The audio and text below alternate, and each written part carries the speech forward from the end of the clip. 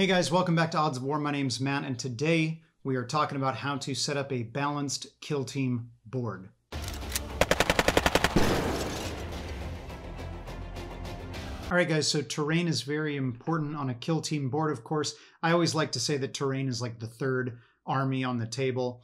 So that's what we're talking about today, is how to set it up for a balanced experience. A couple of elephants in the room to address first is, of course, that if you're playing arena, kill team arena, or you're playing from a tournament pack, likely the terrain setup is already defined very strictly for you. So if that's the case, this video is not about that. And if you're playing narrative or open play, narrative is more, of course, about telling a story.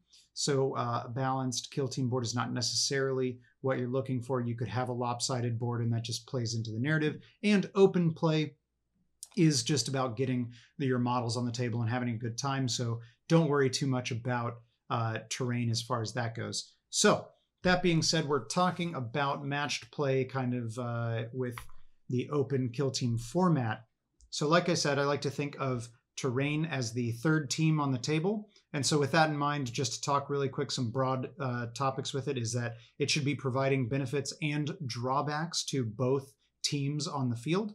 It should be giving neither side a great distinct advantage over the other, and it should be providing interesting choices and interesting tactical decisions on the battlefield. So with that in mind, we'll get into it. But before we do, guys, let us know down in the comments how you like to set up your boards. If any of the tips and tricks that you're about to see spike your interest, then let us know down there. And if you want to see these videos in your feed every week, make sure to hit that subscribe button.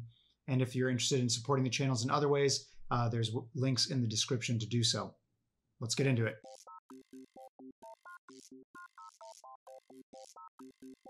All right, just to get us started off, I've put down a terrain mat here, and I've marked out some rough deployment zones with these dice here.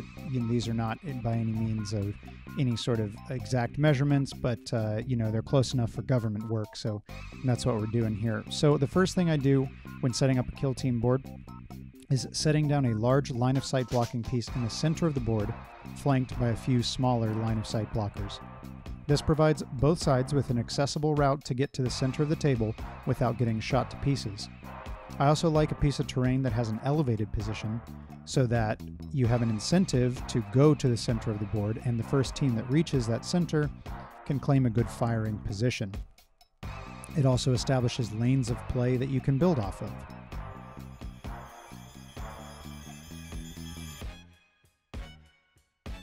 The second thing I like to do is make sure both sides have equal access to elevated positions. If your board contains terrain that has a second or third level on it, make sure that both deployment zones have roughly the same access to said terrain.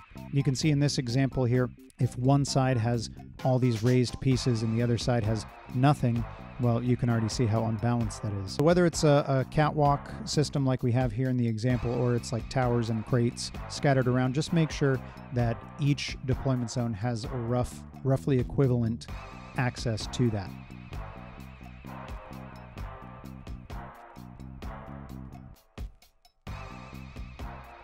The third piece that I always like to think out is, where am I going to put my difficult terrain? So difficult terrain can be kind of a hard thing to quantify in Kill Team, as it's definitely intended to be used, as it's included in the scouting phase, scout out terrain, but an overuse of it can really make a game frustrating for one or both sides. Here in the example, you'll see if we put the difficult terrain out in the middle of nowhere, it does nothing for us. It doesn't provide anything, but if we put it into these choke points here, suddenly that scout out terrain option looks really nice in the scouting phase, because these will really slow a team down.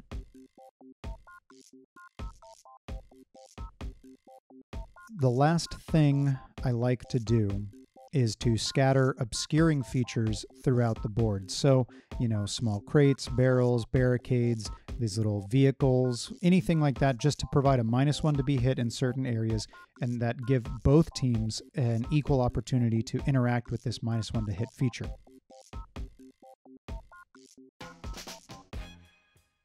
So that's sort of the base level of how to set terrain down. Now, of course, this kill team board that I've quickly put together in this filming example is nothing resembling an actual balanced board, but I hope you can see with the examples what I'm trying to get at. If we take those basics and we can build on them to sort of a higher level place of setting down terrain. So higher level stuff for terrain, first of all, being mindful of objective placements while you're setting up terrain.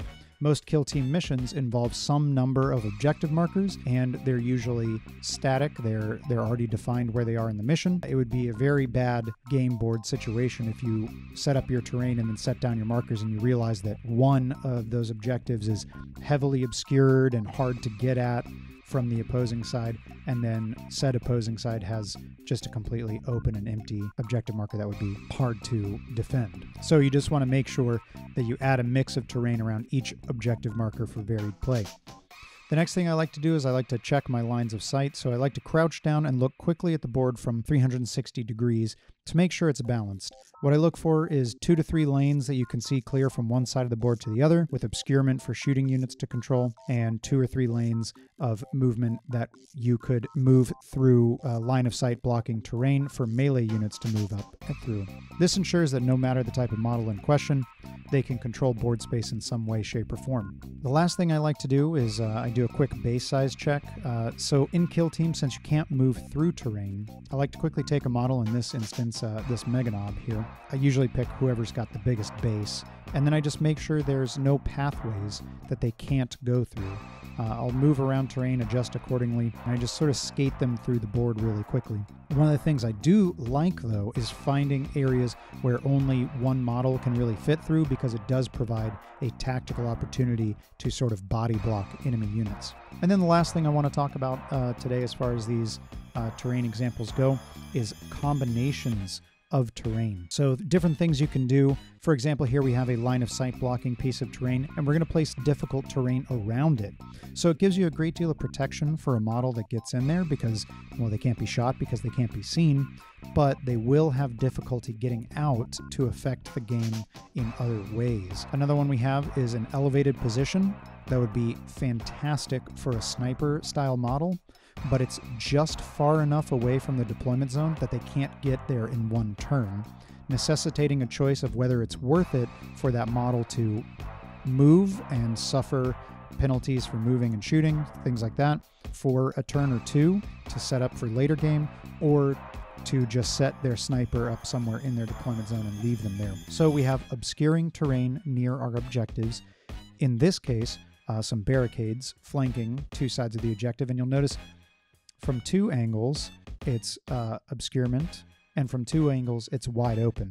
So there you have a bit of a give and take again. If you're defending from one side, you can get a -1 to hit, but you have your flank is left open, thus giving tactical choices. So, of course, these are not all the examples and ways of terrain that you can use to make your games better.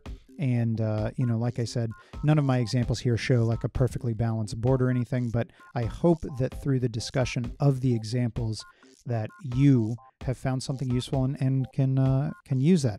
So there you have it, guys. Those are just some of the ways in which you can use terrain to make your Kill Team games more balanced and more interesting. If you liked anything of what you saw, hit that thumbs up button and let us know down in the comments below. And let me know anything that maybe I didn't cover that you and your play group likes to use. And with that being said, make sure to hit subscribe so that you can see these videos in your feed every week. And if you're interested in supporting the channel in other ways, there's links in the description to do so. And we'll see you in the next one.